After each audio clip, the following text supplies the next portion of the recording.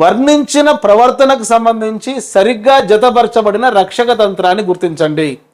Option A, వ్యక్తి తన అచేతన కోరికకు వ్యతిరేకంగా ఆలోచించడము మరియు చేయడము, హేతుకీకరణము. ఇది కరెక్ట్ కాదు.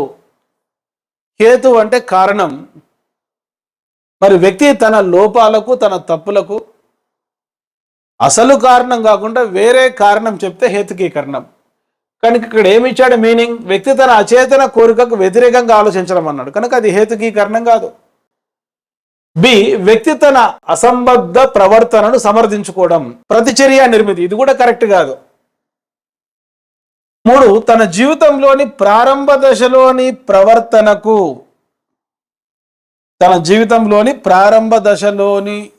ప్రవర్తనకు తిరోగమించడం అంటే వెనుకకు రావడం, అంటే పెద్దవారు చిన్నవారి వల్లే ప్రవర్తించడం. ఉదాహరణకు చాలా పెద్ద వయసు వచ్చినప్పుడు కూడా చిన్నపిల్లల వల్లే ఏడవడం, చిన్నపిల్లల వల్లే ఈ థమ్ సకింగ్ అనేది ఉండడం, చిన్నపిల్లల వల్లే బెడ్ వెట్టింగ్ అనేది ఉండడం, చిన్నపిల్లల వల్లే బొమ్మలతో ఆడుకోవడం. ఇవన్నీ కూడా తన జీవితంలోని ప్రారంభ దశ అంటే బాల్య దశకు ఒక వయోజనుడు తిరోగమనిస్తే దాన్ని ప్రతిగమనం అంటాం, రిగ్రెషన్ అంటాం. తన లోపాన్ని పూడ్చడానికి విపరీతమైన శక్తిని వినియోగించడం దమనం.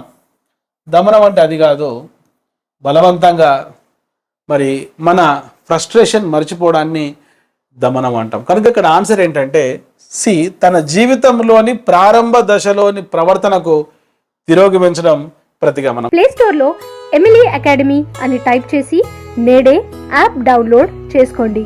All the best.